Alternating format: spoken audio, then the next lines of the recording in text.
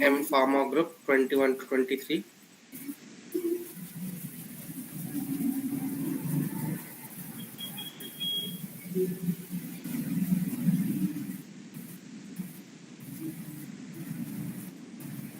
Digvijay. So, good evening, everyone. Welcome back to Conference 1.7.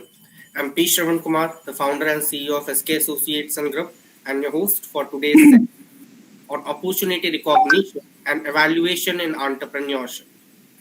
And I'm Aditi Jain, the Chief Strategic Alliance Advisor of SK Associates and Group, and I'm Shravan's co-host for Conference 1.7 on opportunity recognition and evaluation in entrepreneurship. We would like to request all the speakers and attendees to switch on your webcams and stay on video throughout the conference. Now, we would like to quickly introduce our guest for the second session of Conference 1.7. Firstly, we would like to introduce Mr. Devashish Mathur, who is an assistant professor in healthcare management with valuable experience at think tanks and startups. He is an alumnus of IIT Bombay and MDI Gurgaon. He works with WHO and NHA on policy monitoring and evaluation projects. He has published research papers in reputed international referred journals, and he has also presented his research at the London School of Economics, Humboldt University, Germany, and the National University of Singapore, amongst others, while becoming a part of a global network of public health experts from various sectors, academia, governments, industries, and civil societies. He is an active member of the Association of Public Policy Analysis and Management, the International Public Policy Association, and the Asia Pacific Public Policy Network. He has been made a member of the CII Goa chapter. Our next guest on the panel is Dr. Tushar R. Dandekar, currently working as a project research associate at the Indian Institute of Technology, Bombay. He has recently completed his PhD from Visvarya National Institute of Technology in Metallurgical and Materials Engineering. He has published more than 12 research articles in international journals and one book chapter. Recently, he has been awarded the Best Paper Award and International Conference on Advancement in Material Science and Technology. He also served as a reviewer in reputed international journals and conferences. Our next guest is Dr. Ravi Chatterjee, who is a seasoned professional with more than 16 years of industry and academic work experience.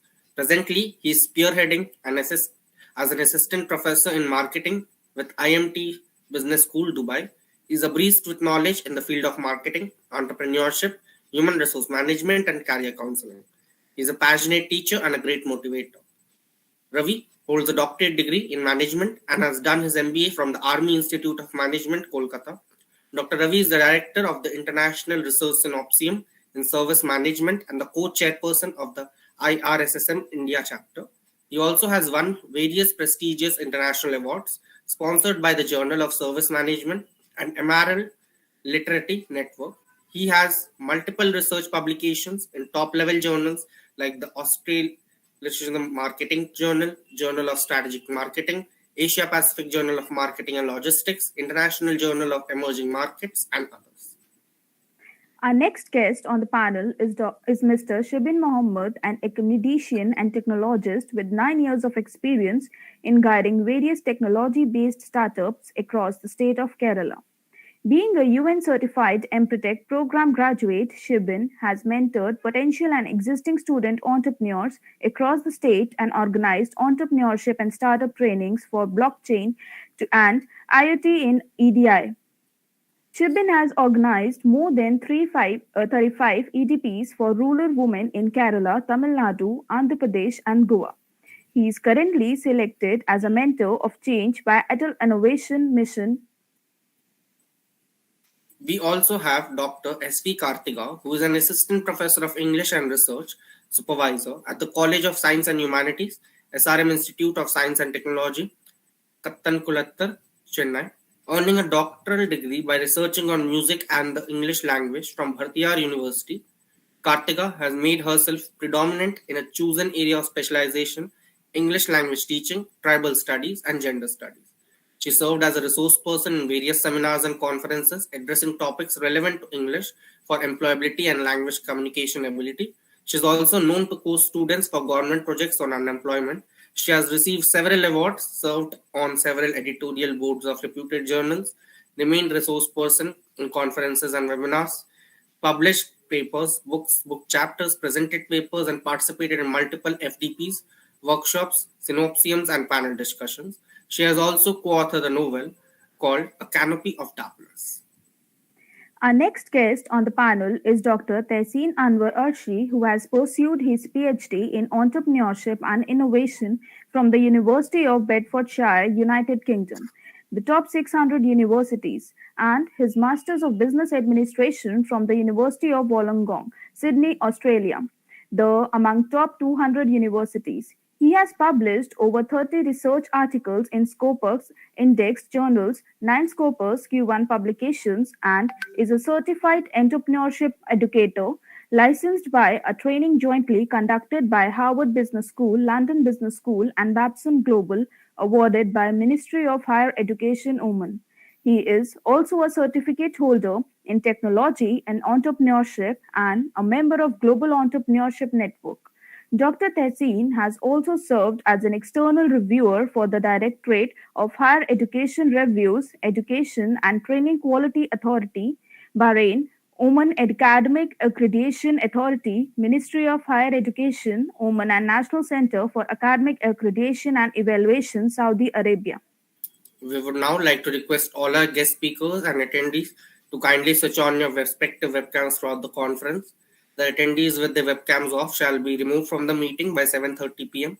We would also like to inform all of you that the HR team is conducting polls in the chat box throughout the session. Do actively participate in the same by giving your opinions on the polls.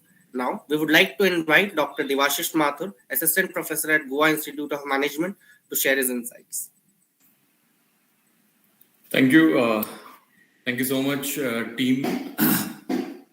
So, hi, namaste, good evening from Goa. Warm greetings at this time of the year when North India is facing a cold wave.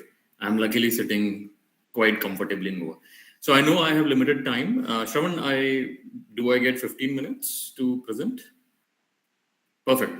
So, allow me 10 seconds to share my screen and let me know if you can see it. One sec.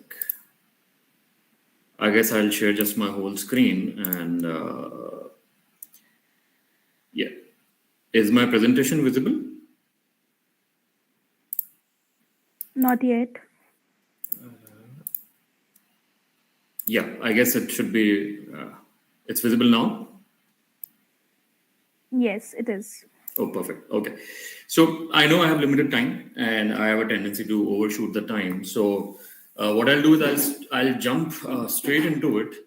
And because the conference is a confluence of ideas on innovation and entrepreneurship, I'm choosing to speak on something, which is close to my heart. I have done research on this. I continue to do research on this.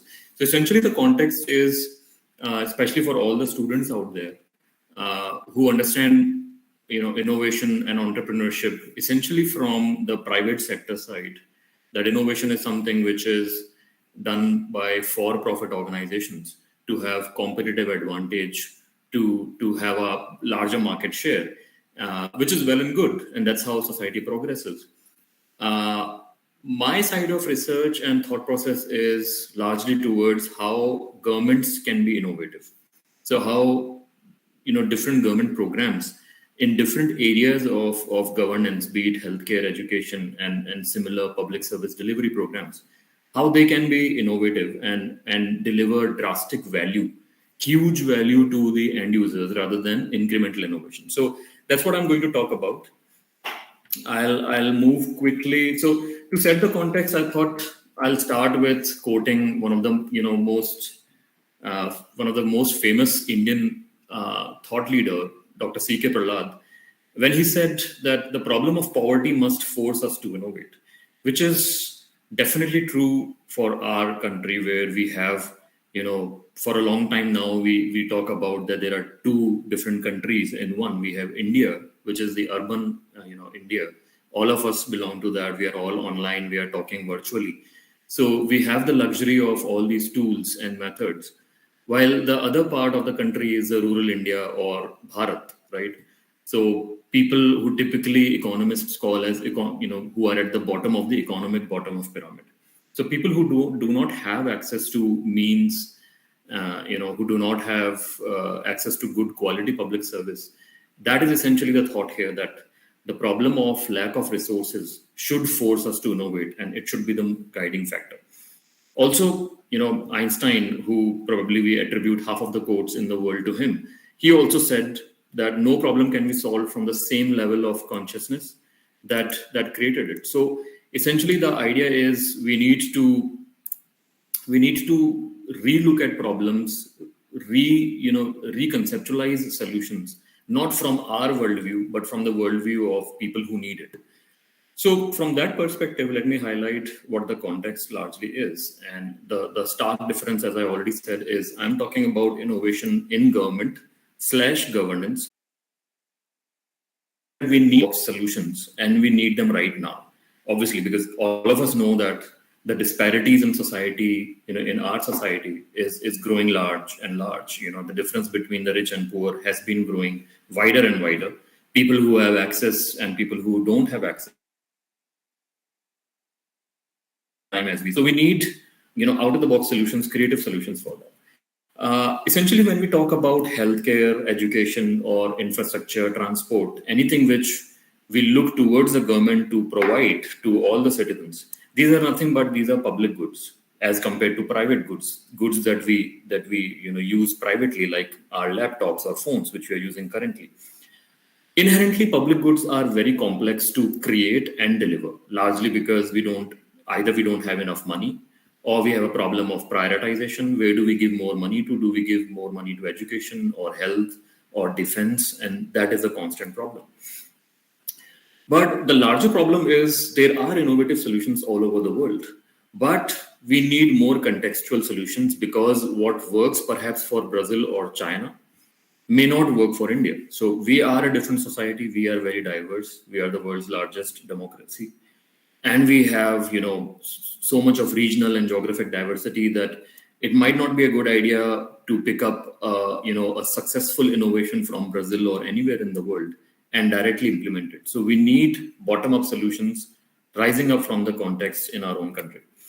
So just to talk about and give you a few more stats, I borrowed this term, by the way, from a book by Nobel laureate Amartya Sen and his co-author John Drizet. And the title of the book is Uncertain Glory, which highlights that India is growing economically. Currently it's the fastest growing economy, But when we look at healthcare, there are certain unfortunate facts like this, that India is a place where the world's 44% of undernourished children are residing in our country only, which is very sad and unfortunate. Also, India is also, resides 25% of the world's, unwell population, people who have what we call as global disease of burden. So 1/4 of diseased people live in India, which is a very big burden on our country. And just to highlight what other countries are doing, where we stand in terms of, if I pick up any, healthcare indicator, I am sure you know about infant mortality rate. So how many children die at the time they are born per 1,000? India has substantially higher number. By the way, these are older numbers. We have improved, but not as much as these countries. So you look at any row over here. What is the percentage of immunized children, people who get fully immunized? We are lagging the rest of the world. These are countries which are either similar in size or they are similarly constructed, like Sri Lanka and Thailand. These are Asian countries. And we lag quite behind. In fact, we are in the bottom of most of these indicators, unfortunately, despite all the economic progress that we are making. When we talk about public service innovation, any expert would tell you, and it's very commonsensical to understand why innovation is so infrequent in public services, largely because it's a bureaucratic process. We know that bureaucracy and babus and the whole cadre of these policymakers, they essentially carry creative inertia. They're not trained to be creative, or they're not paid enough to be creative compared to the private sector. And they have problems of bounded rationality. They have too less money, too less time to solve the bigger societal problems. But the good news is bureaucrats do innovate. There are a lot of instances. You can pick up the National Rural Employment Guarantee Act, the NREGA, or direct benefit transfer, or even recently the Ayushman Bharat. They are very innovative programs. But we don't know enough about how these people should innovate, because we want more and more innovation. So that's my idea of researching how we can create a framework for allowing more and more innovation. So if I just quickly emphasize, define by public service innovation, then I'm essentially saying that innovation in public service should have these 5 categories, these 5 characteristics: that it should be new, it should be implementable. So it's not enough to think of a very out of the box idea if it's not implementable, if it's not feasible. And it should be targeted towards a particular benefit, a particular target group, like the poor patients in India when it comes to Ayushman Bharat. But it should also be sustainable, and it should be replicable across different states and different union territories. I'll skip this. So what I did, I'll just share what I went on and researched. I collected some data. These are the use cases which I picked up and I researched for 2.5 years. And as you can see, there are some cases from different states in India, while others are central government schemes like NRHM and Janani Suraksha Yojana. So I'll just walk you through what I found out interestingly. And I ended up creating a strategy for innovation in public health programs. So to begin with, once I collected all the data, I found out that I could place all this data into 4 different boxes. Essentially, what leads to innovation?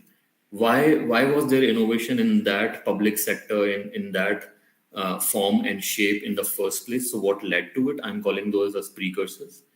I'm also talking about once those innovative ideas were implemented, what factors allowed them for, what factors enabled their, implementation, and also what factors also disabled them. So what we need to remove, these we need to remove so that there is more innovation. And broadly as a society, what we should develop further so that we have more and more innovation. So I have developed certain theorems I'll walk you through. This is largely the framework, how innovation comes about. So ideation happens largely because there is a formally medically trained doctor who becomes an IS officer. And because they understand the landscape, it's easier for them to think of an out-of-the-box solution. But they also innovate largely because they are communicated about the felt need, that there is a need for a solution and the existing solution does not work. So when it comes to Janani Suraksha Yojana, the problem of women not delivering in medical facilities, someone innovated and it became Janani Suraksha Yojana. We also need a lot of virtuous character in terms of people who are passionate about solving problems, people who are perseverant, people who can manage political masters very well. And that's why a very important condition for successful diffusion becomes creation of political capital. So I'll walk you through those 6 theorems which I have created. Essentially, just to give you a snapshot of, I also looked at what is the role of different actors in terms of why does a bureaucrat innovate, even though that they are virtuous, and how do they interact with the political masters and the overall ecosystem. I essentially figured out that there's an important role of an NGO or a civil society organization. And we have a huge number of those in our country. And also in terms of what the politician does. So interestingly, what I found out that if a bureaucrat is becoming a policy innovator and then they take it on themselves to to invent something and then implement it on their own, they need a policy innovation advocate in the garb of a civil society organization, which essentially advocates and creates favorable opinion about that innovation and essentially articulates about the felt need. Once the implementation happens at a local level, to scale it up, we need a politician who would become the innovation adopter and give all the support in terms of finances as well as structural and administrative support.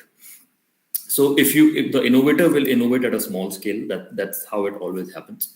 The civil society organization or the NGO will provide research and advocacy in the shape of data and evidence, and that's what becomes evidence-based policy making. While the politician's role is very important in scaling up by creating agencies and allocating funds.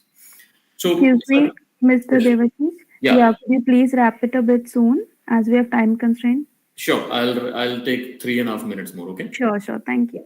So essentially, if I talk about strategic theorems, then as I said, one of the theorems which I found to be true in most cases is have more medically trained civil servants who are likely to innovate more in public health. Also have a civil society organization who would bring an attention shift to that public health issue. In terms of enablers, we need more and more administrative support. So government should pay more attention in giving administrative freedom to these civil servants, while involve the civil society organizations during the planning and implementation phase rather than bringing them quite late. We need more and more universal implementation, like Ayushman Bharat is happening. So we don't need targeted implementation because it's costlier than universal implementation. And as I said, political capital is essential to build, and we need more and more ground up, bottom up solutions than top down. And lastly, if I were to talk about what is the way to innovate, I have created a strategy in terms of we need to start from here. If this is a quadrant one, then when you are innovating in healthcare, the first step should be you innovate and find an innovative method to solve an existing health problem. So health innovation becomes the first step. To implement health innovation, we need to include the society, the community, and we need to also do social innovation, which ensures positive socioeconomic outcomes. Otherwise, people will not adopt it. The third step becomes the government and the bureaucrats should create an organizational innovation in terms of creating an independent agency. And if you look at it closely, every time when the government innovates, they end up creating a new agency, be it Ayushman Bharat, be it Rashtriya Swasthya Bima Yojana, or any other agency.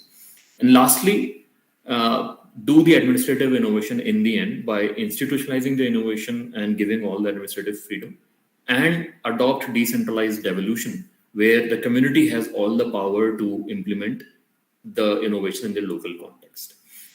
So if I was just to share you a successful example which I have observed at the ground level, this is a project called Community-Led Total Sanitation in Chhattisgarh. As you can see, the community is involved by, the government started calling them not as beneficiary, but the owner of the innovation. And this is what they did, the government did. They created armies of people. This is Women Army, Red Army, and Pink Army, who would ensure that the innovation is carried out, and they became the owner of that innovation. So I think I'll stop here, as I was reminded. Feel free to ask any questions. I'll be happy to answer them. I hope I've met the time. Yes, definitely. So we would like to thank Dr. Mathur for his beautiful and marvelous speech and request him to share his mail in the comment box for any queries our attendees might have. I'll do that. Moving ahead, we would like to invite Dr. Tushar, Research Associate at IIT Bombay, to commence his speech.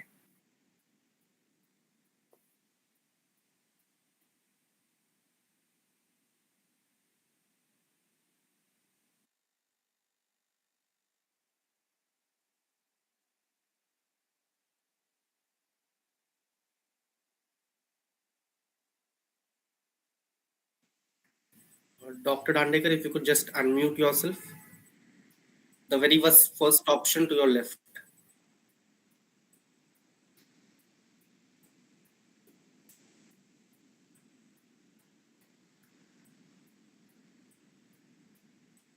Vaishali, if you can just unmute Mr. Dandekar, it would be a great help.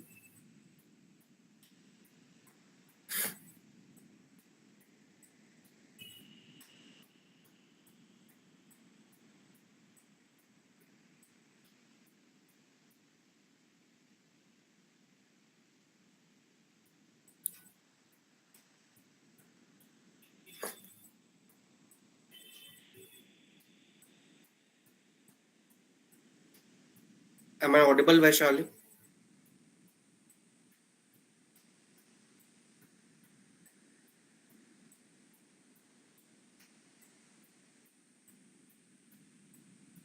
Hello.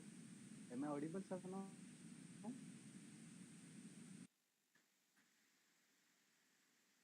Am I audible? Yeah, you're audible, Mr. Tushar. You can just continue. Yes. I am trying to share the screen.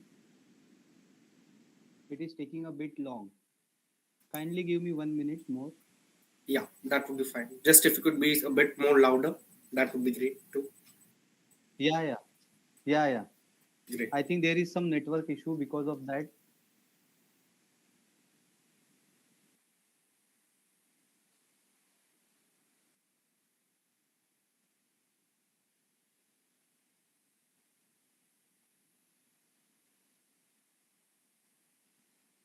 Now is my screen visible, sir? Well, not exactly. Is it visible, Aditi? If you could just Now select is No, it it. visible? no, not now. I have shared my screen. Mm, it's actually not visible, Mr. Dandekar. Now However, it you is can not. just read out from your slides. If you just want, you can simply make it a speech instead of a presentation too. Okay, but it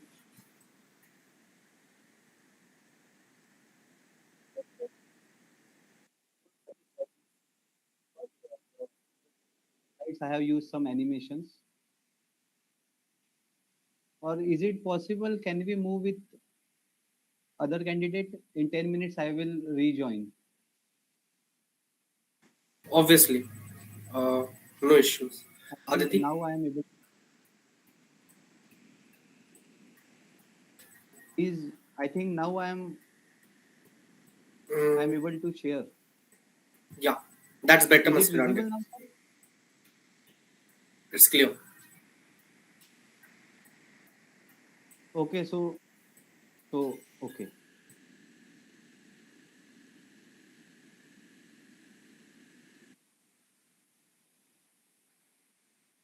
Okay, now you can see the entire screen. So I will start.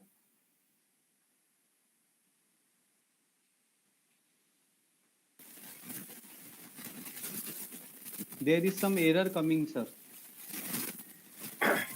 It could be a small network issue, Mr. Dandekar. I would prefer if you could be like deliver a speech instead. It would be greater.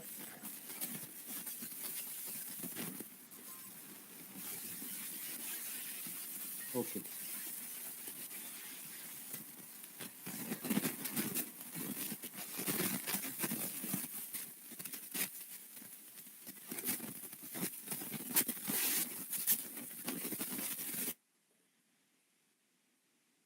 I think there is some network issue. Sir, is it possible? Can we move with another candidate? I will get back to you in 5 minutes. No issues. Aditi, if you can just invite. I'm not. Okay.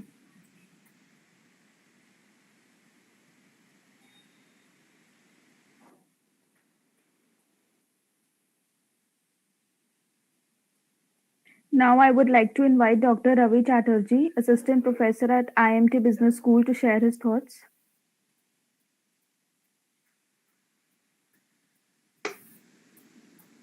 Thank you. Thank you so much. I will just share my screen.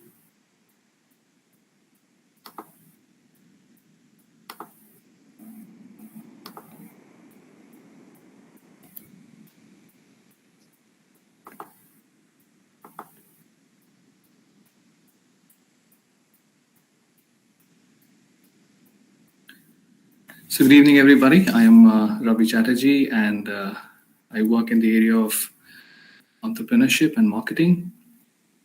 The topic that I have chosen for today is design leadership and capabilities for CEOs, enhancing strategy and ways to better business navigation.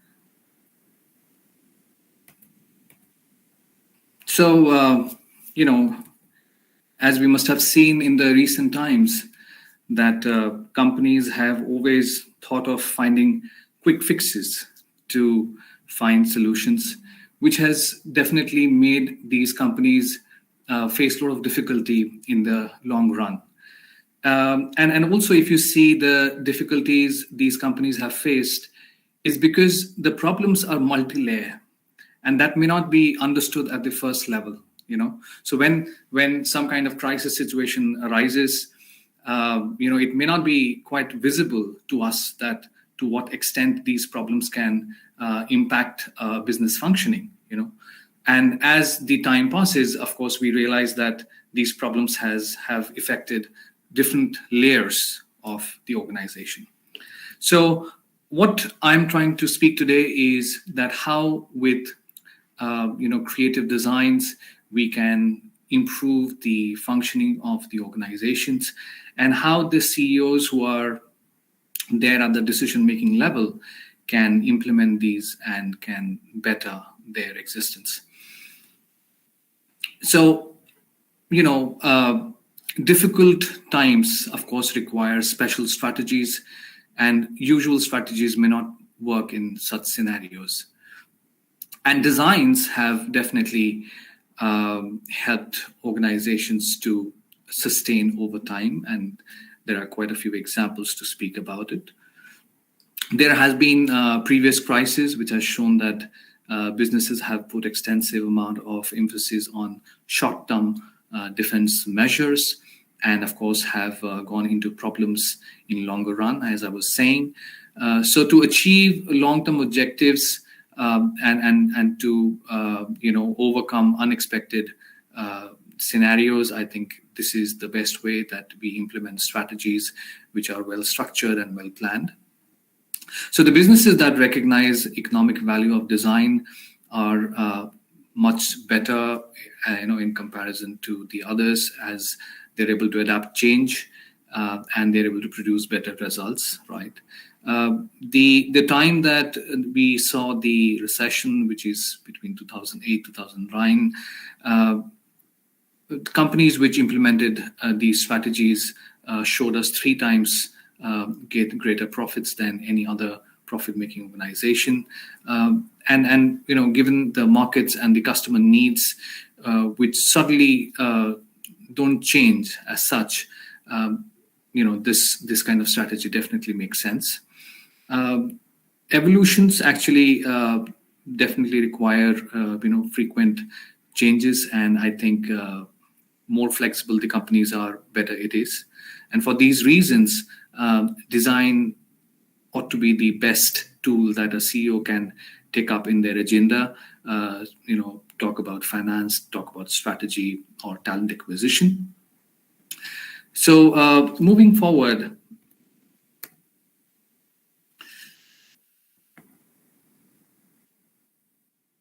I'm going to speak about 5 aspects of design specifically, which will include managing supply chain, preserving cash flow, scenario planning in strategy specifically, fostering sustainability and ESG, and enhancing internal efficiency.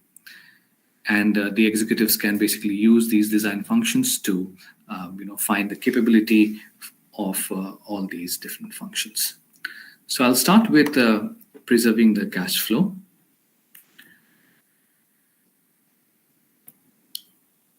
So, I would say that organizations pick up projects, which are most potent and can give out the best investments. If that can be done, quite a few things. If we use design in such a scenario to the products which are doing good, and we can reduce the focus of the organization towards few products rather than many products, a substantial amount of funds can be redirected towards it.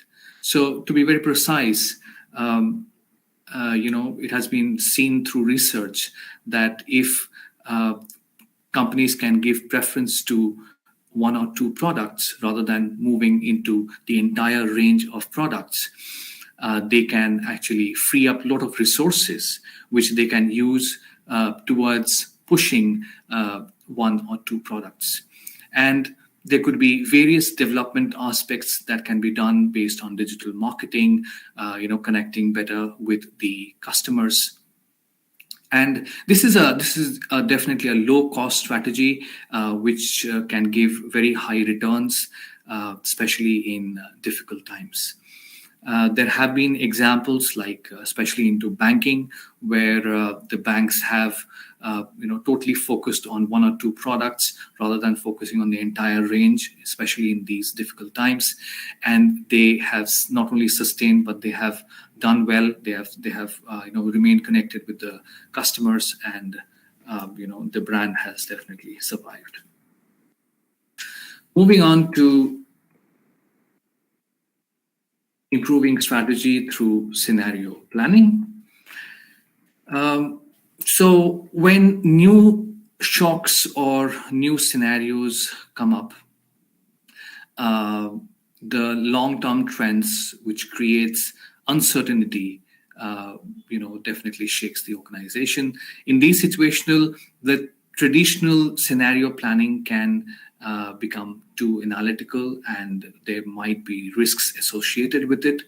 So the CEOs can think of a different way of scenario planning, with keeping in mind these uncertain times. They can incorporate user-centered insights, and they can design naturally curious or creative and good working conditions for the people. Using a cross-disciplinary approach and other strategic functions, they can help predict the new crisis that is about to happen. And they can come up with disruptive scenarios, find ways to prepare them, and inspire people to take action. Generally, what happens that whenever a company in these kind of scenarios think of taking any new strategy or implement new strategy, the difficulties come from within, where people or the employees really don't understand how to move or how to take that shock. So if an organization is well prepared, from the starting, the communication is very clear. Not only the employees, but of course the people who are managing the business can handle these situations much better. Then I will speak about handling the supply chain risks. Yeah. So, of course, supply chain is one of those very important aspects which really got impacted during the difficult times we have seen, especially the COVID time. So companies have a lot of trouble when it comes to supply chain, and our past has definitely shown us that example. The climate change and the other, country level issues definitely impact that. How do we fix such situations? The engineering teams can definitely be put into companies where we are talking about, technical supply chain, especially in oil companies or industry-related companies, which often require expensive parts. Redesigning products that are vulnerable to supply chain can always be thought of by making room and testing for wider range of parts, or getting rid of parts that aren't needed. Designers can make products that are more durable, save money, and reduce delivery problems. Yeah. This may not be directly connected to what we are speaking right now, but of course, if you see companies which make products in a very random or rapid pace, especially mobile phone manufacturing companies, they can always think of designs that can exist for a few years, say, for example, 2-3 years, and it can be relevant rather than taking out, models every year. So you can understand that it would not only help reduce the usage of raw materials, for which, of course, the earth is suffering. It would also save a lot of logistic issues, right? I'm not saying that, companies should anyway reduce demand or tell customers that use less products. I think that may not be the right way of telling the customers, because customers may not like it and the brand might get negatively impacted. But what I'm saying is that by bringing in durable components, by bringing in durable products which can live long, of course, the companies can help not only themselves, but of course the environment as such. The next one would be to set higher standards for governance, social responsibility. Excuse me, Ravi. It would be a pleasure if you could wrap it out soon. Yeah. Okay, surely, please. So I will very quickly take this particular point up.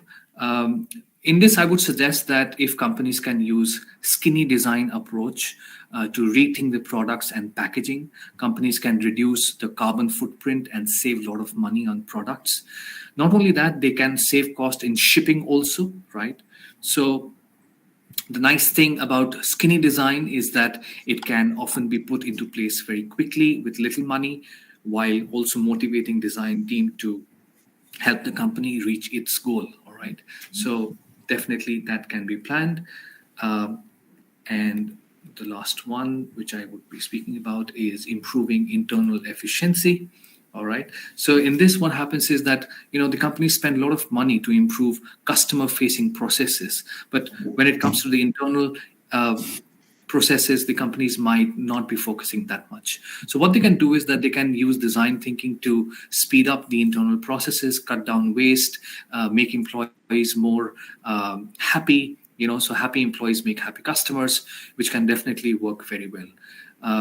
Just to give you one example, design function can definitely focus on internal processes to use collaborative cross-functional approach to find the unmet needs and come up with solutions. Yeah, and this path can definitely give people different ways to look at problem and get the whole workforce more involved.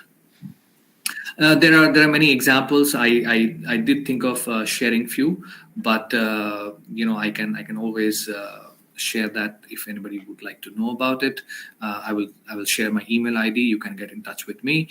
Also, if anybody is interested in design thinking related activities or research, you are most welcome to get in touch with me. That is one of the subjects that I take up, and I work in that area. So thank you so much. That was a great speech, Ravi. I really appreciated the way you addressed it from the design thinking perspective, especially. That was a great addition to our conference. Further moving on, I would like to thank Dr. Ravi Chatterjee for his fabulous speech and request him to share his email in the chat box for any queries our attendees might have. And I would like to further invite Mr. Shibin Mohammed, an assistant faculty from the Entrepreneurship Development Institute of India, to share his perspectives. Thank you. Thanks for giving me this opportunity, and thank you, SK Associates, and all the people out there. So, as a host would have told you, I'm Shibin Mohammed. I'm a faculty from Entrepreneurship Development Institute of India. I'm based here at Bangalore, in the Bangalore office of EDI.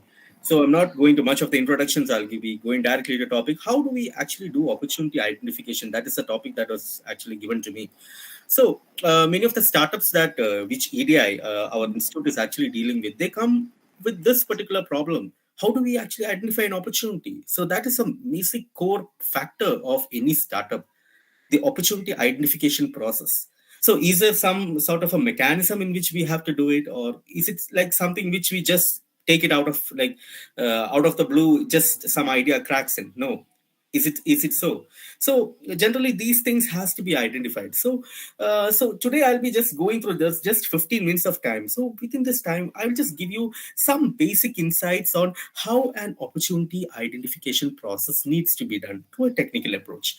Okay, so I will just share my screen here, if it's possible. Yeah, just give me yes if you can see my screen.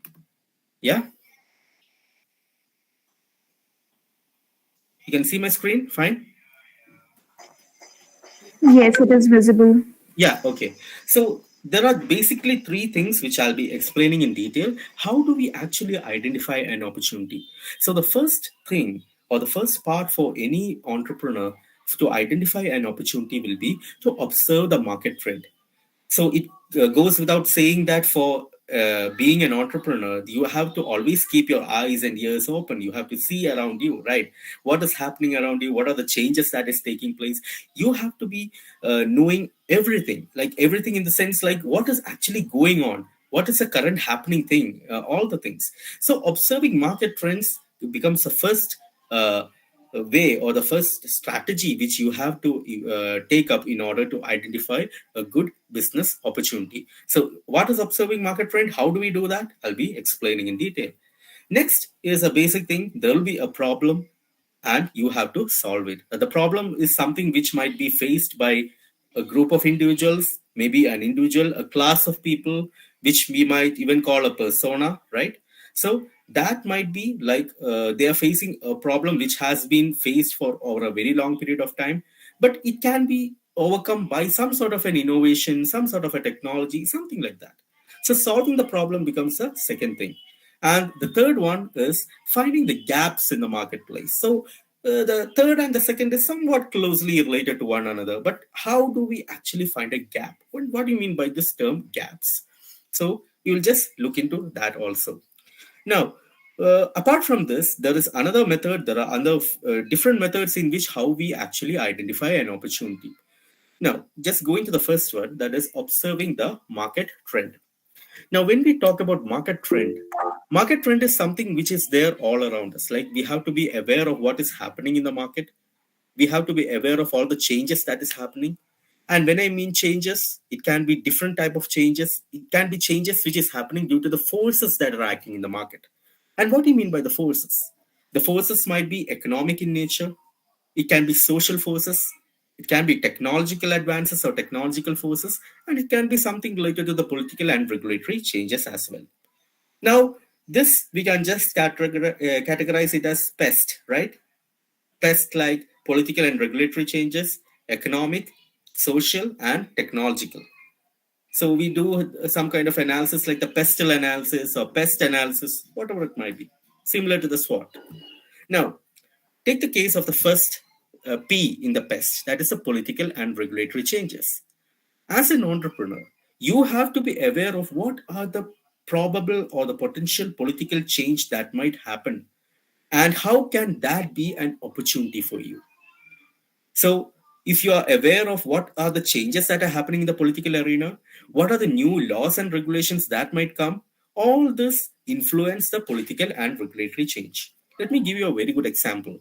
Like during the time of demonetization, you might be aware of like demonetization which happened. There were many startups which actually went bankrupt, but there were many startups who took advantage of the situation. So if like for example there were startups which are using, like instead of the regular payment they started using the QR code or something like that, so that the money is not stuck. It's like something which is just moving in the market again. And also like I could give numerous example. For example, like when the GST was removed from the when the GST was introduced into our taxation system, I could see like there were many training institutes which actually came up with a board like tally with GST and all the things, right? Till that time it was only tally, but later on it came tally with GST. So how are the political changes that are like, just observe the political changes that are happening and how you can find an opportunity from that particular change. So this is the first thing in the observing market trend part, the political and regulatory change. The next of the pest is PEST, that is economic forces. You have to identify the state of the economy, the level of the disposable income, the consumer spending pattern, and through that, you can actually identify whether this is a good opportunity for me or not. For example, if you have a very innovative concept, a very innovative idea which you need to implement, but just imagine the state of the economy is very down. The economy is completely in a disaster. At that time, people won't try out anything new, right? So you have to be aware as an entrepreneur, you have to be aware what is the state of the economy. And according to that, how you can tweak your startup idea for or use that as an opportunity for your startup growth. So this will be the second thing, state of the economy and level of disposable income. So what do you mean by disposable income? Disposable income is that extra amount of money which I or maybe you or some other person or the person or the market in focus might be having, which they are ready to spend on something new. For example, if you launch a product in a market, what is, if it's a new product, how much is the money that they might be spending in order to get that new product. So this will come out of the disposable income. It won't come out of the money which they have kept apart for, aside for their paying the school fee of the kids, or maybe for the hospital, whatever, rent expense, nothing. It'll be coming something from which they have kept as a disposable income, which can be used for all these purpose. And also, you have to be aware of the consumer spending pattern. So all these economic forces which are playing in the market will give you an idea on to whether you can pursue that opportunity, or whether you have to take it as an opportunity, whether you can launch your startup now, or whether you should do it later. The next is the social forces that you have to keep in mind. So what do you mean by social forces? Social forces are the social and cultural trend that is happening. You might be aware of, like, when the Bollywood movies get released, a lot of products come to the market on that particular product name, which is aligning to that particular name of the movie.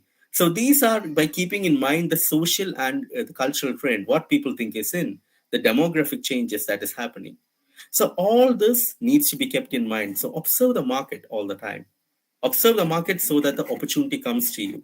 Observe what people think is fashionable. All this will help you in identifying an opportunity. And the final thing is the advances in technology, the new technology, the emerging technologies. All this are very, very important.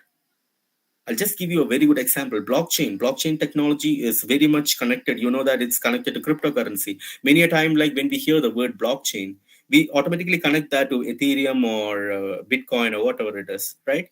But like, blockchain is a very important tool which is used in the supply chain process. In the aviation industry, in the aviation parts, the supply chain of the aviation parts is actually a very big problem. In this, like, we can use blockchain was used in the vaccine, in tracking the vaccine, whether it is coming through the correct source. So all this, like, what are the new technologies out there? IoT is a new technology. AI ML is a very new trending technology. All these technologies are going to be the next technologies in the coming 10 years, or the most sought after technologies in the coming 10 years. So as a startup, what are the opportunities that you can have from this? So observing market trends becomes one of the core idea or core concept behind the identifying the technology, or identifying the opportunity of any startup. The second section which we'll cover is solving the problem. So this is basically very simple. You have to notice a problem around you. You have to ask people about the problem. And when I talk about asking people about the problem, it is like you get a very deep insight onto the problem. Earlier, I heard the speaker talk about design thinking. Design thinking is a very, very, very strong approach in which we understand what is the core idea or the core concept of that particular problem and try to address the root cause of the problem. And when you become a startup which is actually addressing the root cause, that is actually one of the success mantra of any startup. Addressing the root cause, finding out what is the actual problem behind any what is the actual problem that needs to be solved. So seek out, like, there will be a lot of problems around you. Like, we have to keep our eyes open. There are people who are facing a lot of problems. Ask people about the problem, keeping track of the day-to-day activities. All this comes in the solving the problem part. The third one is identifying the gap in the marketplace. So what do you mean by gap? Gaps are something which are existing in the market for a very long time. We know that it exists there. We know that gap is there, but we have taken it into granted that this will be like this. This can happen like this. I can give you a very good example. You might be aware, like, when we are kids, or maybe not even kids, like when we have been sent to market to buy groceries or vegetables or fruits, right? So our parents might be instructing us that you get the good ones, don't get the rotten ones, or check whether it is rotten or check whether it is good. So this word, checking whether it is rotten or good, has got many, many levels, right? How can we actually know whether this fruit or the vegetable that we are taking is rotten inside and good outside, and it's just showing, or is it having some sort of a texture or which we can't understand? So all this becomes very complex. So this has been going on for centuries. We have been told by our parents, we are telling our kids that you need to check all the things. but there is no approach, a technological approach or a very systematic approach in order to do this checking. So there is like many startups, for example, Intello Labs, I could give you an example, which has made a contamination, like vegetable contamination checker, one device in which you can actually carry the device and you can check whether this particular vegetable is fresh or not, right? So that becomes a very beautiful kind of product, right? So this is a gap. A gap is there everywhere, which we have taken into granted that this will be like this, which we don't even know whether this can be overcome by some method or not. So try to identify the gaps in the marketplace and try to solve it. That will become one of the most easiest way in order to solve the problems of the people. So this is why I told it's very much closely connected to the problems of the people here. Yeah. Yes. Mr. Shibin, if you could wrap it up in 2 minutes. Yeah, sure. Okay, thank you. And finally, I would like to end by just one line. If you can't identify a genuine business opportunity, you need to create an opportunity. So this is actually a very tricky thing. It's not easy to create an opportunity. Okay. Creating an opportunity is involving the minds of the people, playing with the minds of the people, telling that this is an actual opportunity that needs to be there. This is something that you need to give. I can give you an example. You can think it or later on. Earlier, for the kids, for the babies, there was no such a product called Cerelac or maybe Lactogen 1, 2, 3 and all. Means the earlier people used to give something very natural kind of products. But later on, Cerelac penetrated the market, telling that this is something that needs to be given to the kids at a particular stage of their age. So this is something called creating a business opportunity. Now, I would like to keep this thing open. Like, if you have anything to discuss with me, if you have anything to share or any doubts you need to clear, you can do it. I have just given like 4 methods on how a business opportunity needs to be identified. Fine. If there's nothing, then we can wrap up the session. Okay. Thank you. We would like to thank Mr. Shibin for his beautiful speech, and I request him to share your mail ID in the chat box for any queries our attendees might have. Yeah, sure. So I'll just share my mail ID. You can. Sure, thank you. Now I would like to invite Dr. Tehseen Anwar Arshi, Director at American University of Ras Al Khaimah, UAE, to commence his speech. Thank you. Right. Thank you very much for inviting me. I'll share the screen. In the meantime, I'll just introduce myself. My name is Dr. Tehseen, as mentioned, and I work as Director for Entrepreneurship and Innovation at the American University of Ras Al Khaimah. If you might be wondering where is Ras Al Khaimah, it's just 45 minutes north of Dubai, and we adopt an American model of education in the American University. Can you see the screen, everyone? Yes. Okay, great. So this is a great conference, by the way, and the topic is really, really of interest to me because I've done a lot of research on opportunity recognition and evaluation. So just the structure of this presentation. Very quickly, I will define opportunity, and many speakers have done that before me. I discuss various stages of entrepreneurial opportunity, which is looking at the opportunity from the micro level perspective. Highlight the debate on entrepreneurial opportunity from a pure epistemological and ontological perspective. Just looking at opportunity, what is the scientific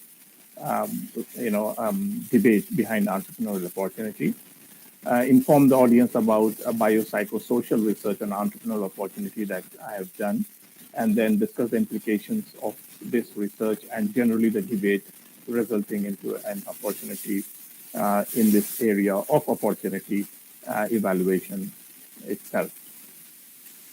So very quickly, what is an opportunity? It's simply a favorable set of circumstances that creates a need for a new product, service, or business. And a gap is when a gap between what is currently on the market and possibility for a new or significantly improved product or service in the business that results from emerging trends.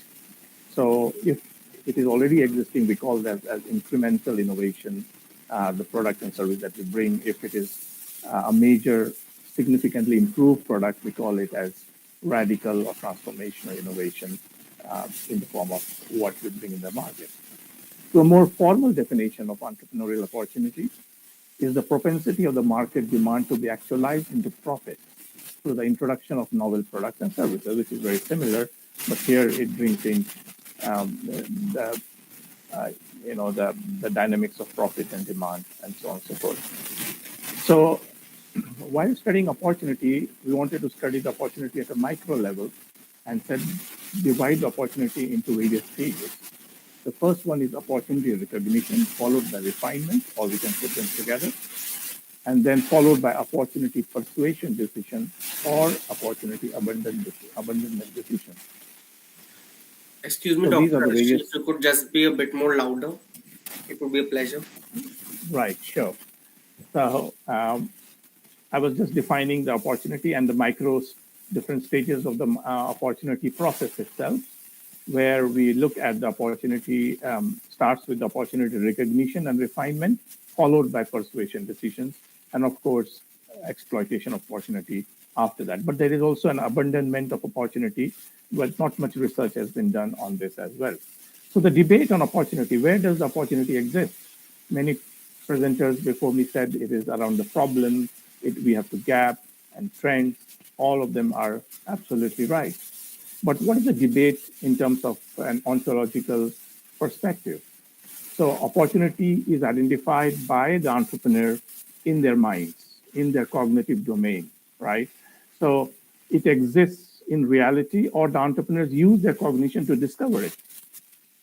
So I may go and discover, so the opportunity is there somewhere in the market and I go and discover it. Is that what is true? Or is it that I believe that there's an opportunity, but it is my cognitive belief, but what about others? Is it subjective or objective? I can see certain opportunities, but where others say, oh, it's not really a great opportunity.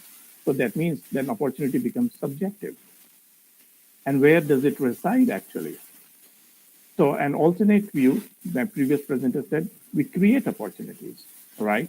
So there is a debate in the literature on the nature of entrepreneurial opportunity from an epistemology ontological perspective. So researchers argue that opportunities do not emerge in a vacuum, but are individually and socially constructed. That's the alternate view.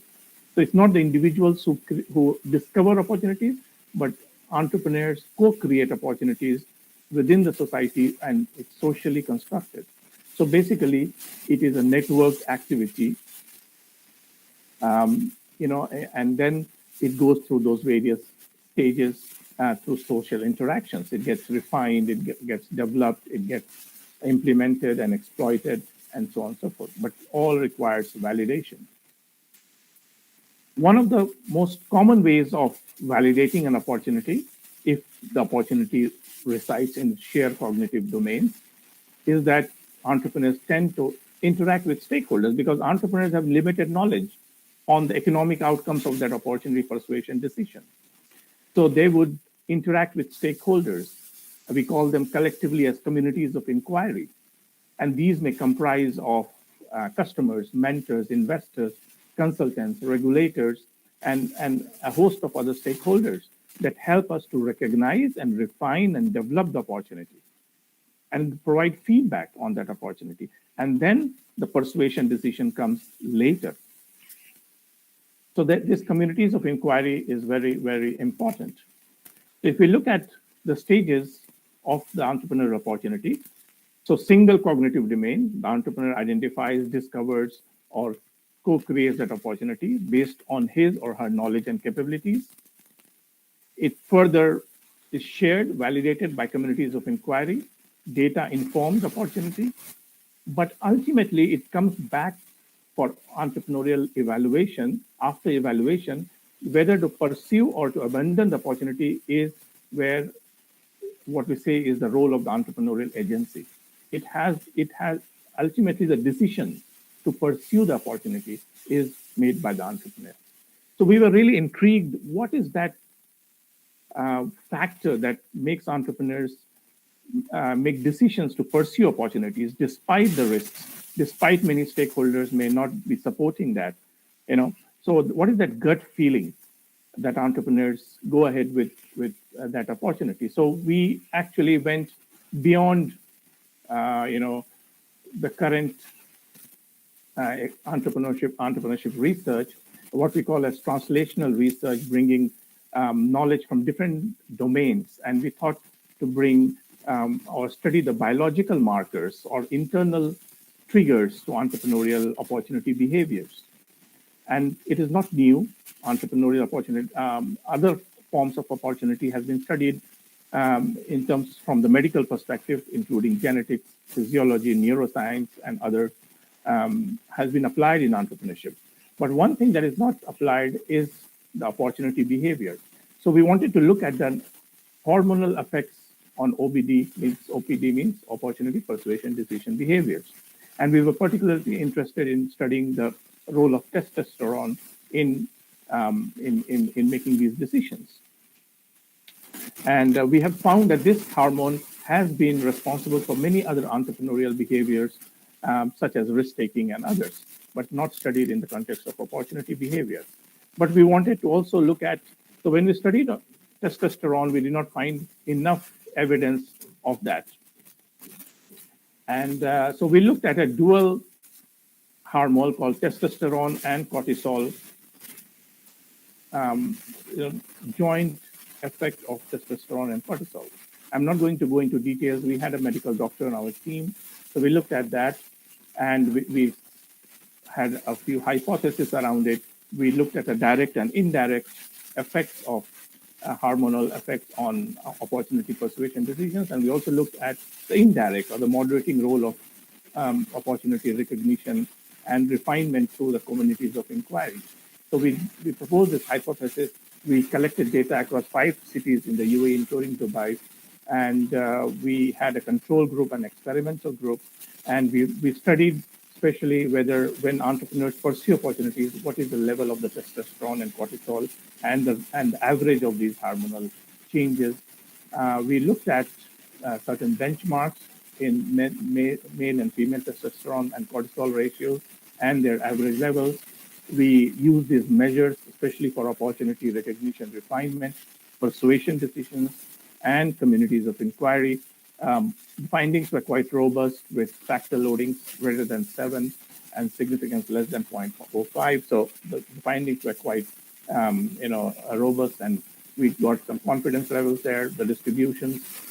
And we found through the regression models that entrepreneurs really who pursued opportunities in the last 6 months reported higher levels of testosterone cortisol ratios. So it proved our hypothesis that there is an internal biological trigger or hormonal trigger that makes entrepreneurs pursue opportunities despite all that is happening around them and despite the risks that they face. That was our entire model of direct and indirect effects of communities of inquiry and testosterone cortisol ratios on opportunity recognition, leading to opportunity persuasion decisions. And we found that these findings were quite robust. The model showed good model fit, with, as you can see, the goodness of fit indexes were all according to the established benchmarks, and we found and we could actually accept our hypothesis. So what's the discussion arising out of it? Firstly, we contributed to the entrepreneurial opportunity literature by categorizing opportunity in various stages. That was the first contribution.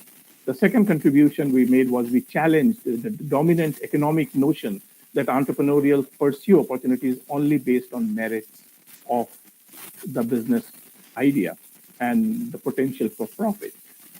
We also found that there are deeper psychological motivations and psychological events that help entrepreneurs shape their decisions in terms of, because if the dominant notion of entrepreneurial profit exists, then how do we explain social entrepreneurship?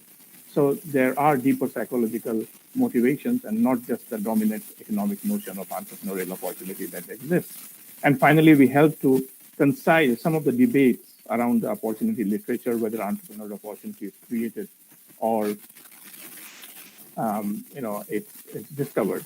And we had certain limitations of the study depending, like in terms of population size, in terms of endocrinal, benchmarks, and so there's so many. I don't have time to discuss all those here. But what I wanted to spend the last 5 minutes is on the implications. So basically, what we found, and this was my question yesterday in the conference, was that when we engage with communities of inquiry, and when we want to find information, because as an entrepreneur we have limited information, how do we get that validation of the opportunity? Everyone would give me advice based on their knowledge, on their understanding, Excuse based on me, their Dr. perspective. Yasin, if you could just wrap it up in 2 minutes, it would be a pleasure. Yeah, sure. From their perspective. So there is a gap in the market and in literature where it says that there is no objective evaluation of an entrepreneurial opportunity. I cannot get an objective evaluation. And so based on this finding and implications, we developed a system, an AI-powered system called Secure, that is called Startup Evaluation Calculus using research evidence. What the system does is to provide quantitative scores on 5 dimensions of an entrepreneurial opportunity and a business model design, and that has a possible effect on the ex post factors of business model performance. So this shows the readiness level of the opportunity, go to the market strategies, and so on and so forth, and helps and gives a set of recommendations. So this is used by many entrepreneurs and has proved to be successful. We have published papers and we are continuing research on this, developing the system further, and that's the implication and result of our study. These are the references that are been used, and that is the end of the presentation. And I'm happy to answer any questions later on or now, as you wish. Thank you very much. I would firstly like to thank Dr. Tehsin Anwadarshi for his amazing speech. This one was obviously informative as you reproached upon some topics that we might have left in the session till now.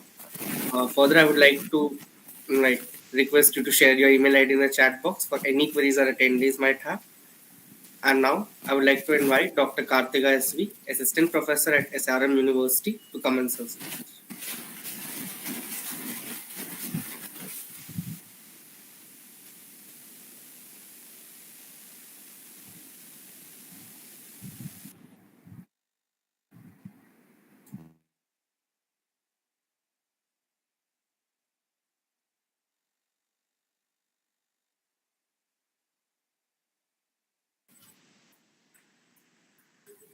Yeah, Kartika, you may begin your speech.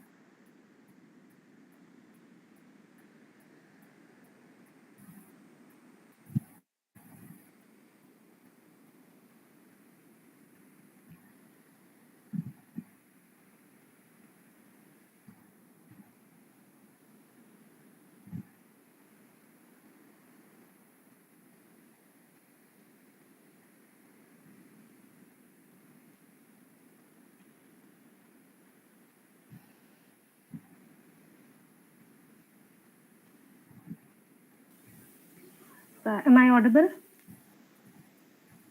Okay.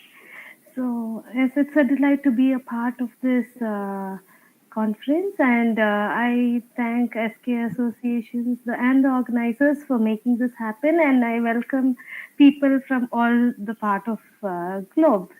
And yes, I'm here to talk about the politeness principles and the traits of a great entrepreneur.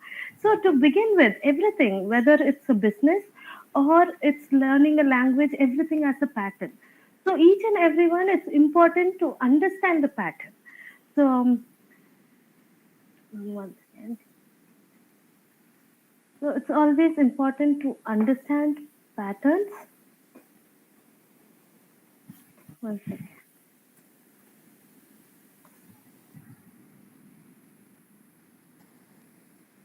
So, one second. There's an issue.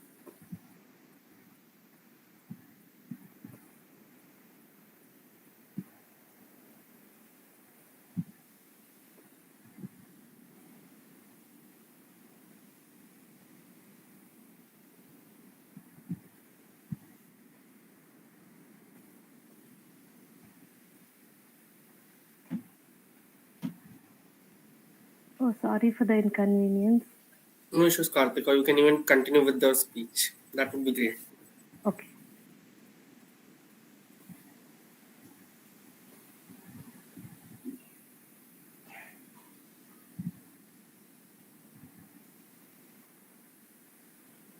I'll just give a try, sir. 2 minutes.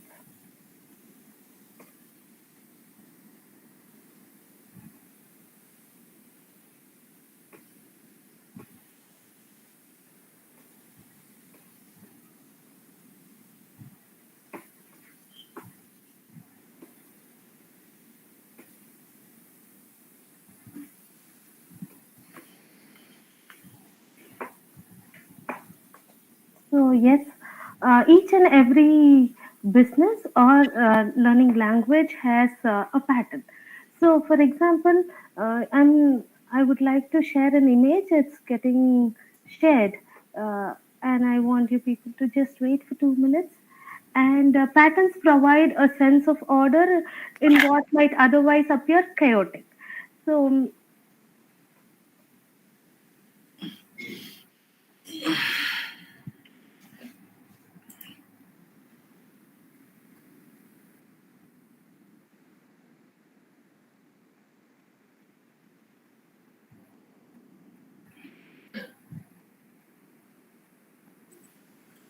Uh, yeah, Aditi. So I would like to invite Mr. Tushar to commence his speech. Yeah, thank you. Is screen now visible? Not yet. Now? No.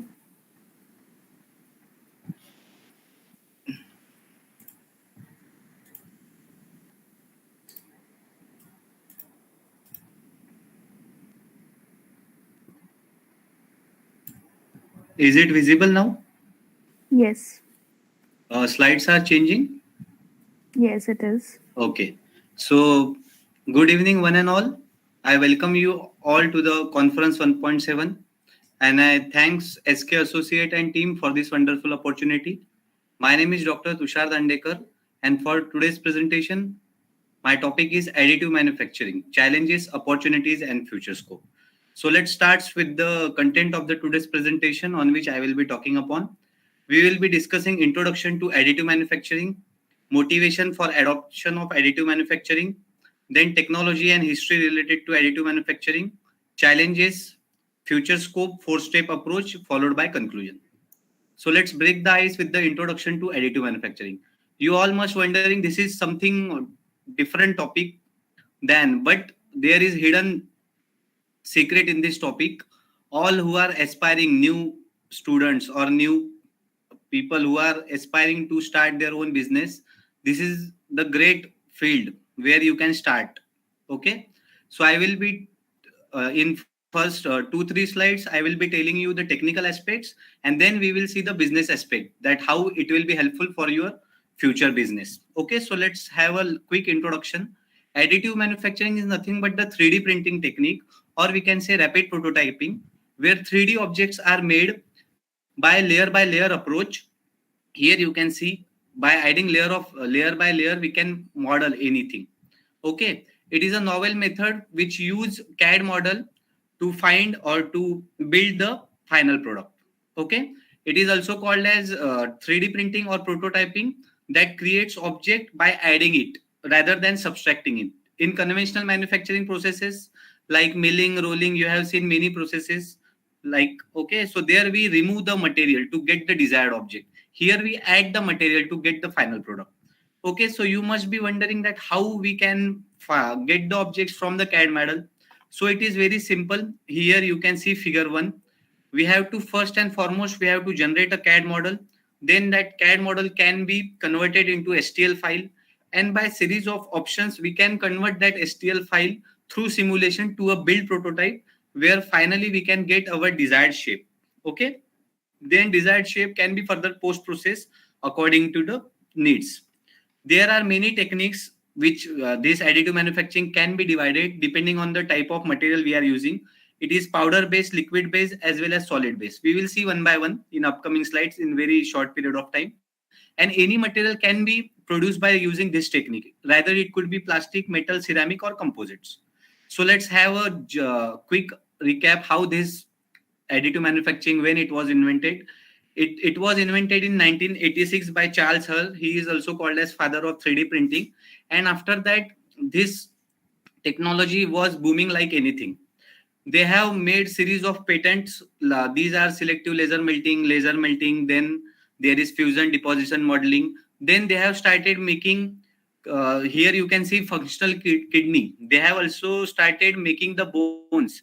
And now in 2023, they have started to making the row houses by using this technique. It is wonderful technique.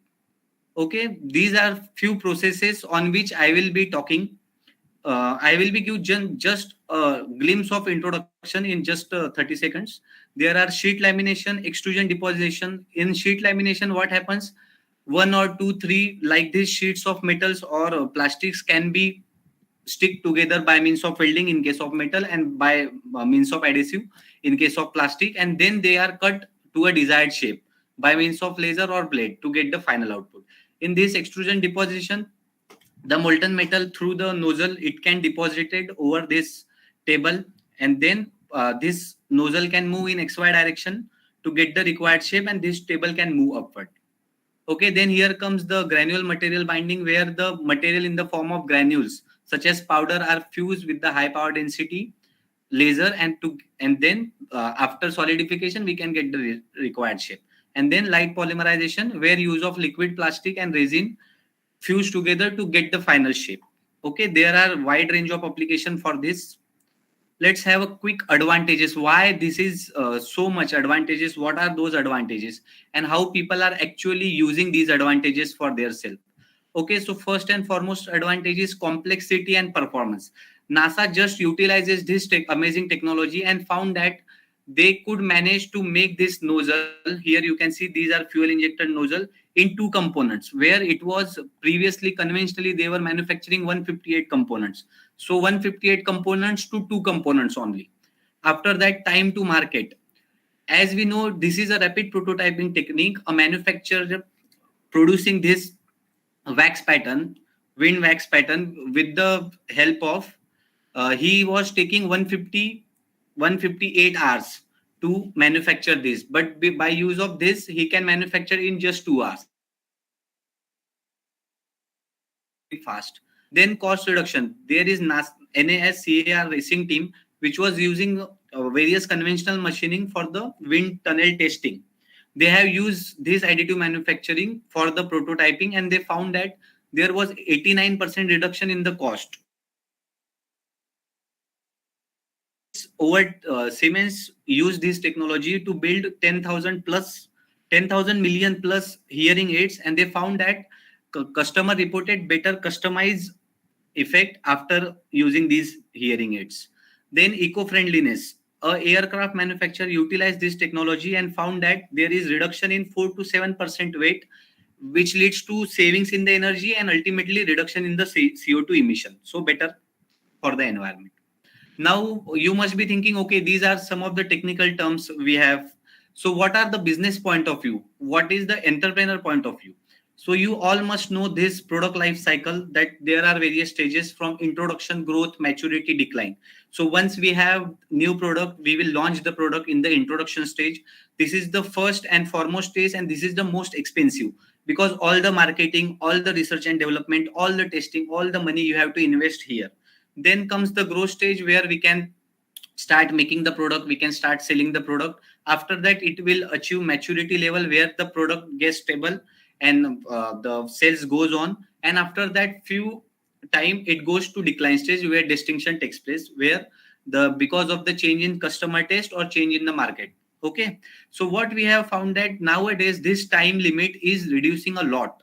What happening previously, we have seen that there were scooters, so people used to use that scooter for 15 years, and it was taking, after 1 year in your father's time, they were taking 1 year to get the scooter. Now because of this automation, easily, like mobile phones, every month the model is getting changed, there is upgraded version. So this time limit has become a very small, and it becomes further smaller. Why?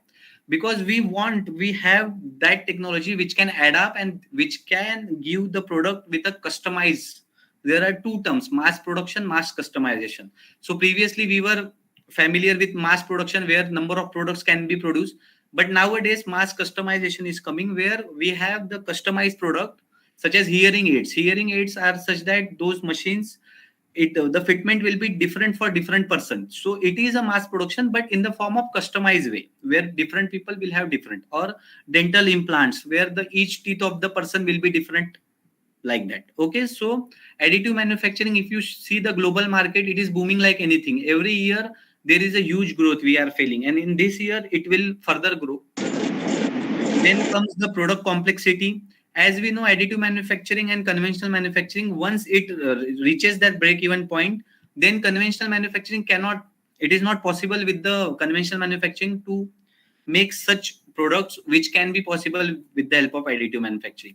And here you can see various applications of additive manufacturing, where it finds almost in all areas. You will find that everyone is using, whether it is motor vehicle, aerospace, industries, construction. As I said, people have started making their homes with the help of this technique. Okay, so now entrepreneur point of view, what must be thinking? If everything is so much good about this technique, then what are the things which are stopping this from utilizing? Okay, so as we know, great power comes with great responsibility. Like that, great challenges comes with great opportunity. If there is challenge, then that there must be an opportunity. Only thing, we have to realize that opportunity. Okay, so here are also few challenges. These are technical challenges, capability challenges, financial challenges, design challenges, as well as IT integration challenges. We will see one by one in a quick look. Technical challenges, as I said, there is powder form. The material which we have to build, it comes in the powder form. So generally these powders are imported. India are not currently manufacturing. Few companies are manufacturing, but still they are very costly. Okay, then this technique is having one more problem, that is of porosity. The parts which we are producing may or may not have porosity, which leads to the fatigue failure. So these are the technical challenges. Over a period of time, if we further improve the technology, then these problems can be overcome. Then comes the financial challenges. As we know, man, material, machine, that is the triple M. But here there is overhead, preparation, printing, and post-processing costs associated. So this is bit costlier technique as compared to other. But once after some break-even point, it could become okay. It could surpass the conventional machining and could become cheaper. Then comes capability challenges. Manpower who are well known with this technique. There are few, but they are companies are trying to make the all known people. They are further making them specialized rather than teaching new students or new employees. Then comes the design consideration. Design consideration is such that people are following two approach. In one approach, they are trying to change the whatever initially they are having, they are trying to change with the additive manufacturing. That won't going to work. Why? Because it is impossible to completely convert conventional manufacturing to additive manufacturing. But yes, there are some problems. There are some products which required complex shapes, okay, intricate shape. We can use this technique for those. Then there are few IT integration challenges. As I said, there is no complete automation throughout this. When we make the CAD model by using a manpower, we have to convert it into simulation version, and then simulated version will produce the final product, where we have to again manually do the post processing. That is not yet automated. So these are few of the challenges which has to and which needs to further improve in order to adopt this completely. So what is the future scope for you if you are trying to use this approach in your company or in your startup or in your upcoming startup, then this additive manufacturing can be utilized in a proper way. First and foremost, those who are working in company, those who are working in industries such as production industry, you have to evaluate whether there is any need of additive manufacturing, whether there are any products which you are manufacturing which are very in complex shape or integrate shape, which are not possible or which are very costly to produce with the help of conventional manufacturing. Then you have to examine, okay, so what if I use this technique, whether it will save my production cost, whether it save my inventory, whether it will save the wastage or surplus, okay, whether it will reduce the production time that will lead to increase in profit. Then you have to create a roadmap. You have to apply this technique to small number targeted area. You have to analyze it, and then you can apply to a bigger or larger scale. After this, all the three step evaluation, if everything is going well, then you can further connect with the people who are working in the same technology. You can collaborate and make the big organizational shift from conventional to additive manufacturing. So these are the conclusions which I would like to tell. Additive manufacturing, as I said, intricate shapes, complex structure, and geometries can be easily made using this technique. This is a best technique for the design and manufacturing interface with different industries. Companies can deploy additive manufacturing to evolve their products in response to the market demands. They can stop their production at any time. They can customize their product with this technology. There are technological challenges, IT integration challenges, and there is shortage of manpower. But with further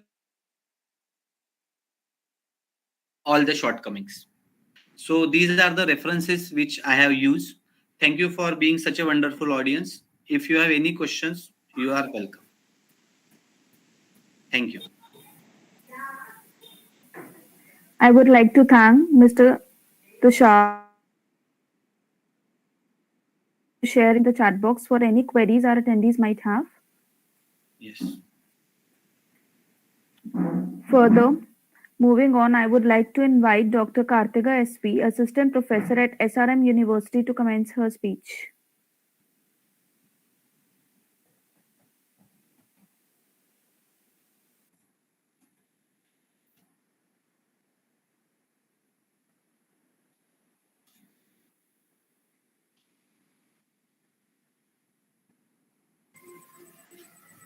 Yeah, it's clearly visible.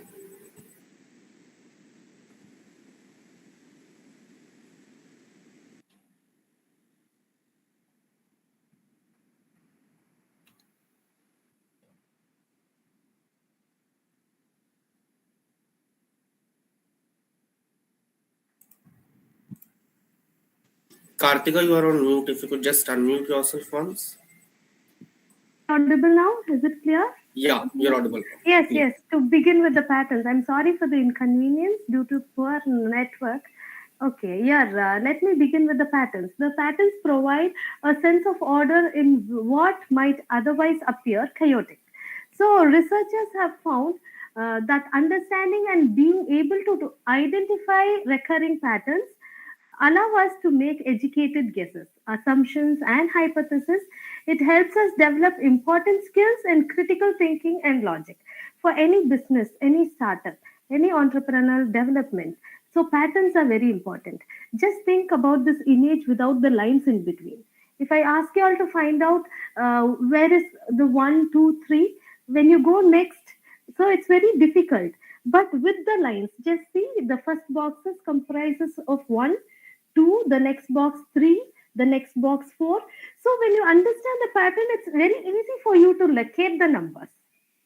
So for any business, understanding a pattern is important. For anything, patterns are there. So understanding that is important. These numbers are example for you to how everything begins. So with the lines, the patterns become easy. It's easy for you to locate.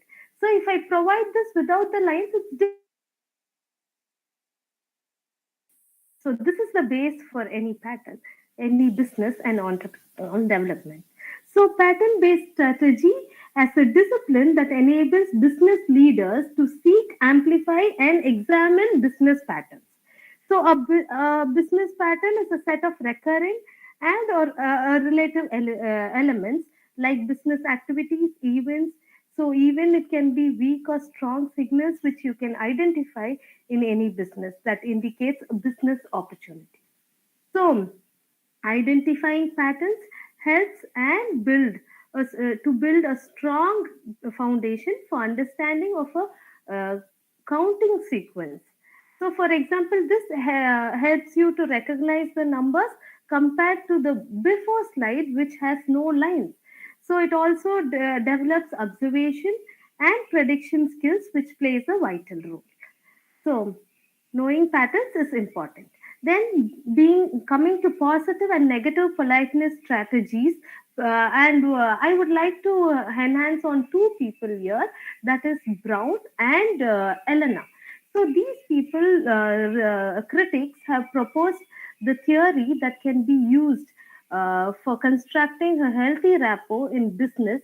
They say that the negative and positive words, the words which we use, play a very crucial role, and that can take place in straightforwardly through negotiation. So, for any entrepreneur development, convincing by means of words stands as a key conception. So, a business negotiation is a development including two or more groups. So, each with its own aspiration, requirements, and perspective in the hunt of ascertaining a familiar opinion, accomplished conformity to clear up theme of common appreciation. So, rectifying the divergence and the use of proper words play a vital role in any kind of business. So here, Anela, she also says that the conversational strategies are an essential aspect in any modern English business school.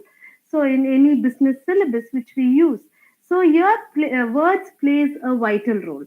So the politeness principles plays an important role in human communication. So if people Karthik, can if you could just obey, move the slides, it would be a bit pleasure. yes, sir.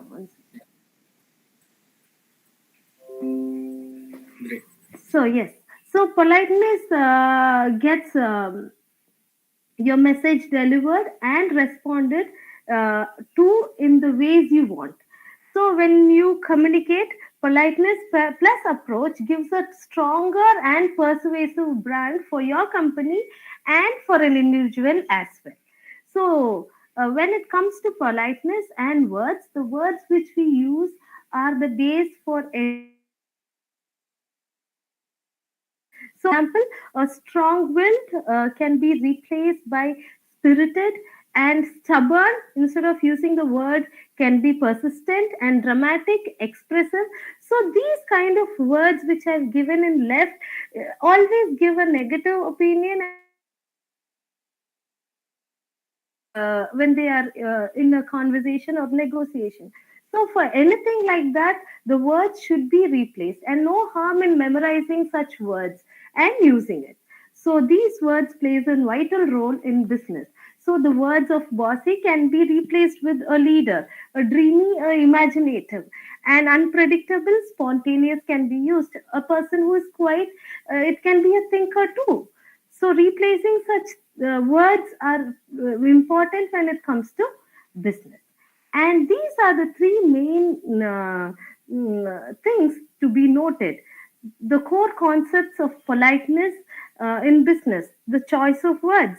So, put the beneficiary needs before the correspondence needs.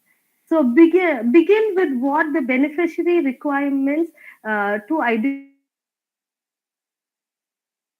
each of a diversity of behavior of verbal communication depending on situations. So the vocabulary used to thank is different from one scenario to other. So thanking a friend and the choice of words is different from that of thanking during an interview. So these two plays a different role. So in a business communication, the input is to select words that are straight and uncomplicated for your spectators to comprehend. So the words and choice of words. So using complicated words, understanding is the base for everything. So whoever it is in the opposite of you should understand what you talk. So more than using complicated words, words which are not complicated and easily comprehensible should be used. And when speaking in a business forum, so it is essential to judge the audience comprehension compared to your own. So as you speak, uh, there are few categories are to be focused on. The slang, the jargons, and the euphemisms plays a major role. And tone, yes, the tone of any section of context can be examined beside four proportions, I would say. That is witness, formality, value, and passion. So there are few categories in tone too, which plays a vital role. And passion includes that few effortless ways to describe about negative subject with an optimal thrill is also vital, and focus on the solution rather than the problem always. So elaborate require. So do not exaggerate on anything when it comes to your tone. Use examples. So example makes sense. Even if people they don't understand what you convey, example will be easily understandable, and even anecdotes can be used. Do not hesitate to be an apologetic for an error caused. So never do that, and adjust your tone of voice. So do not be feeble because you should be heard. So, but should be cautious that you're not screaming as well. So do not use abbreviations and use formal greetings. So use S and thank you rather than yup and thanks. So these are the simple examples which I can give. And in particular, approach is an important aspect of tone. So this includes style, so enunciation, pauses, and understanding. So on the other side, tone refers to the notion as well, or the mindset that you're trying to express while speaking. So negative tones Excuse me, is Kartika, if you could just wrap it up in 2 minutes. yes, yes, sure. So negative tone in communication and a person or a phrase, it reveals a discontentment approach.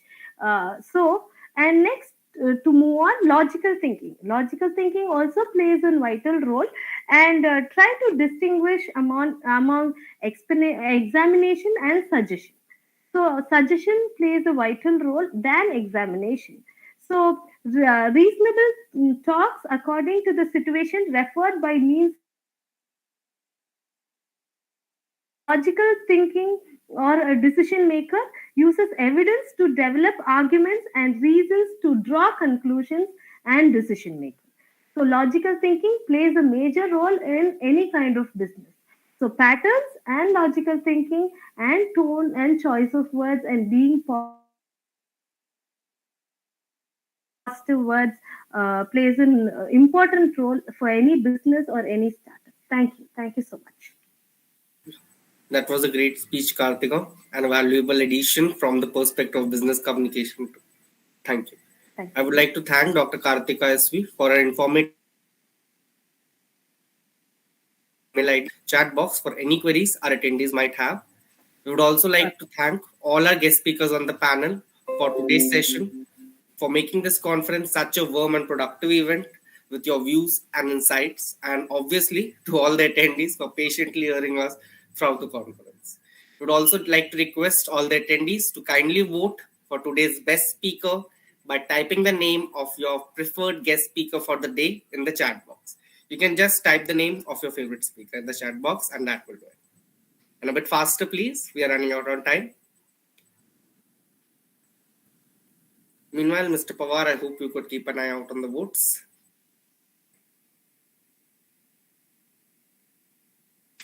Faster, faster, faster. We have time slipping by on our hands. It's slipping as fast as the sand. We have to be a bit more quicker. Everyone, names, please. Yeah, that's good. More. We have 43 attendees in the meet. We could expect at least 40 votes. That's only 15 or 20, I guess. 20 more to go. Quicker, everyone. Just type the name of the preferred speaker. the best speaker or your favorite speaker, not your name, obviously. Could be typed in the chat box. Mr. Pramod. Everyone, just drop the name of your best speaker. Just keep on dropping it. More to go. 5 to 6 more at least, I expect. Come on. It was a 1.5 hours conference. That's great. 1 or 2 more. Good to go. Yeah, a poll will also be conducted and obviously vote there. The top 3 guests of conference 1.7 shall be declared after the end of the 3rd session tomorrow. We shall return tomorrow evening again with the 3rd session of conference 1.7 on opportunity recognition and evaluation in entrepreneurship. Until then, stay tuned